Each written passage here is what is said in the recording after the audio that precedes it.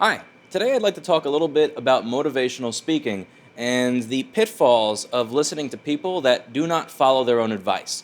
Every now and then I read these comments in the comment section, and I sincerely hope that they're humorous, since I don't see myself as being a motivational speaker, saying you should get into motivational speaking. And then I see videos by Eli the computer guy saying, I bet that years from now Lewis is only going to be doing content creation because people like watching his stuff. And the main issue that I've had with any type of consideration that I only do content creation is that what I find when it comes to motivational speakers is that a lot of motivational speakers, they're not actually following their own advice. So a lot of the people that you see as mentors, or that are advertising themselves as business mentors, life coaches, what they do is they show that they became successful. I became a millionaire. I accomplished this 30 years ago. Then 29 years ago, they became a motivational speaker. Then, from 29 years ago to today, they've been a motivational speaker. And the problem I see with this is that very often they will give advice that makes a really good soundbite, something that everybody can really get around and agree with and feel good about, it's one of those soundbites where it sounds like it should make sense, it sounds like it should be true, until you actually implement it. And then you implement it and nothing actually works. And what I notice happening is that the person will say, I am successful, I have become a millionaire, I've accomplished all these great things, therefore I'm successful. Now, I'm going to give you advice, so I'm going to say something that may or may not have had anything to do with how I became successful, but I'm going to say this advice, I'm going to answer your question with this advice.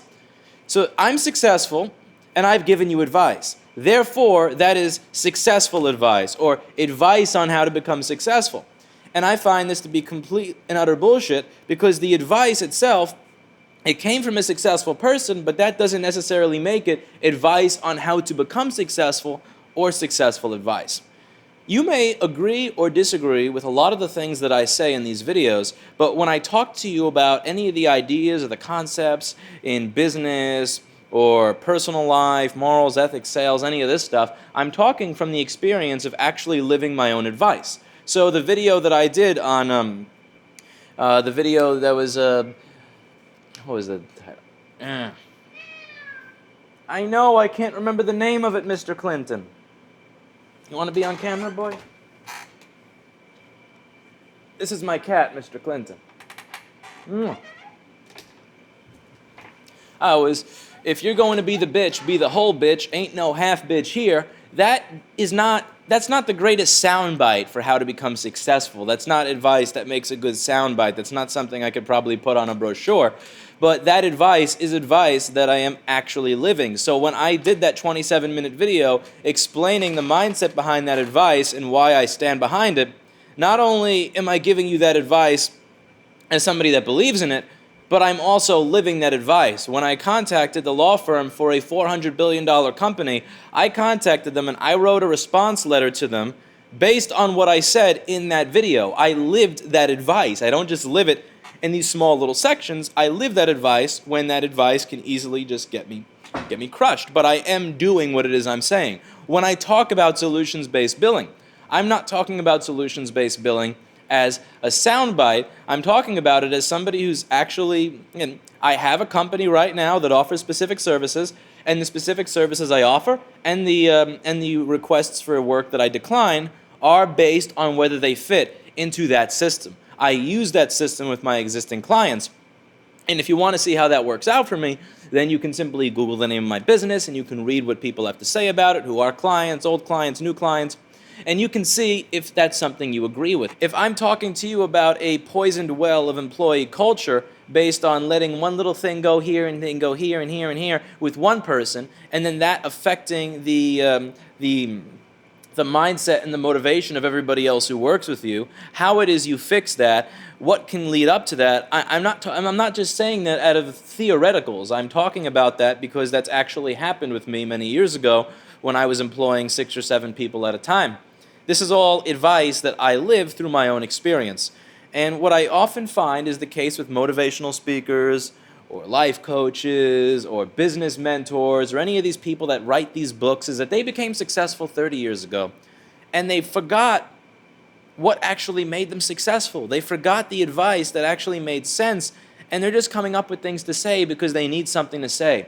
But the reason that a lot of that advice, while it sounds good, may not be relatable to you as a business owner or you as somebody who could use this advice is because it's not coming from somebody who's actually practicing it.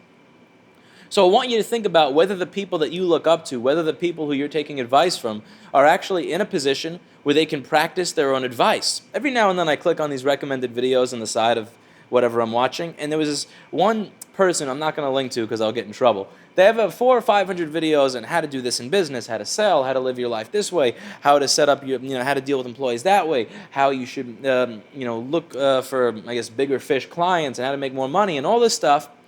And then there's a Patreon, and I click on the Patreon. And the Patreon doesn't say, it's not one of those things where it's like, if you want me to have nice studio lighting, pay for the Patreon. And if you don't, but if I don't get this, I'm just going to do the videos with a regular camera.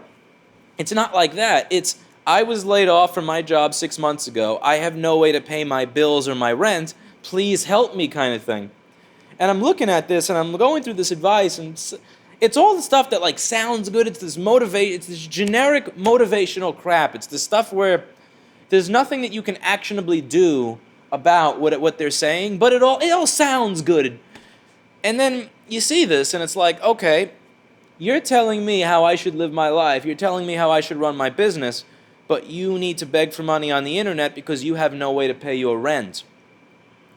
One of those things to be careful of. Are the people who are telling you how to live your life doing the same? Are the people who are telling you how to invest your time or how to invest your money, investing their time or money the same way that they're telling you? If I tell you this is a good thing to invest $5,000 in, it would be nice if I had also invested the $5,000 in it, because then that actually means something, if that makes any sense to you.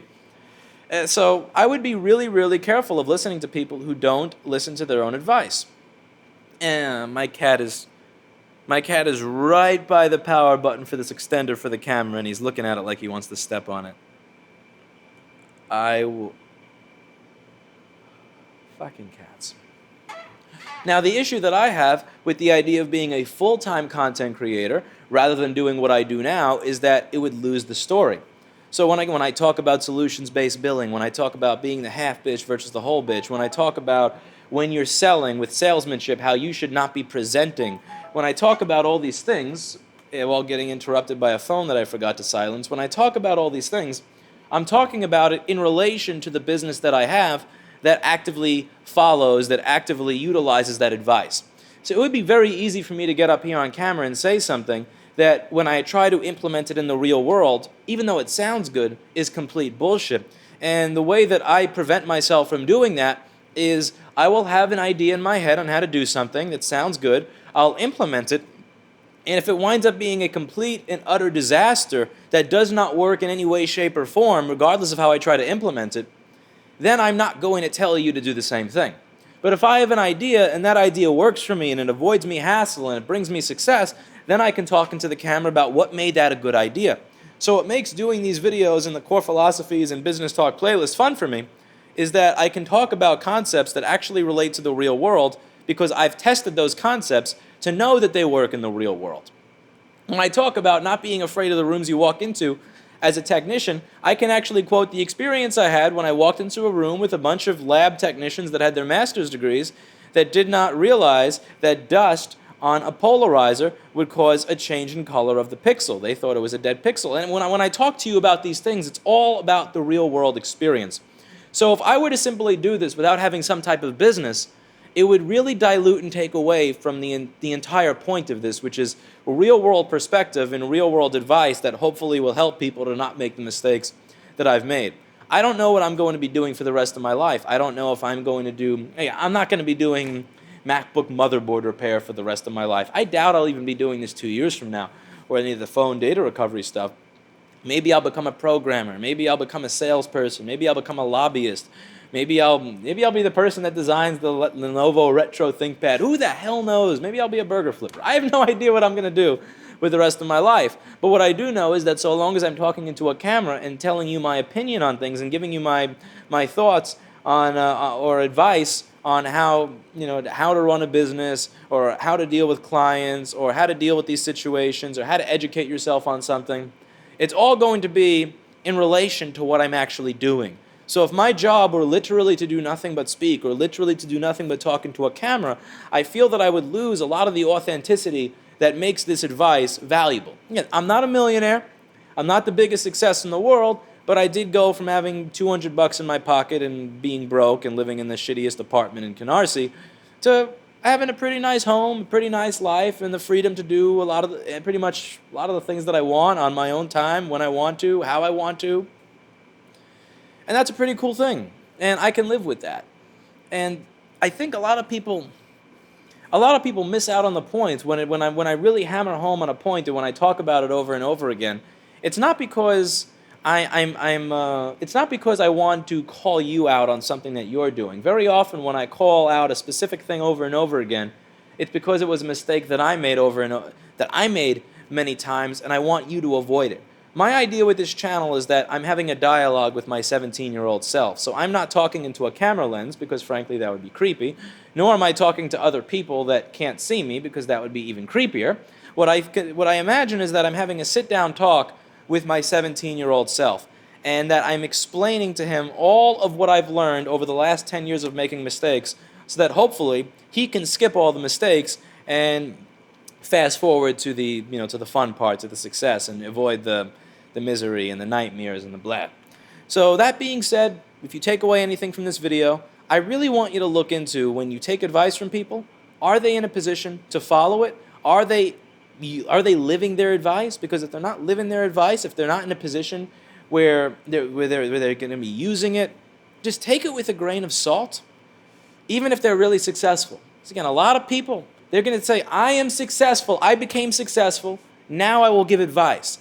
There's a big difference between giving advice from the standpoint of a successful person and giving the advice that they actually used to become successful. Big difference in that. I don't want you to get caught up, I don't want you to get fooled, and I don't want you to wind up following some ridiculous asinine path that makes no sense to you, because it may have not made sense to the other person either.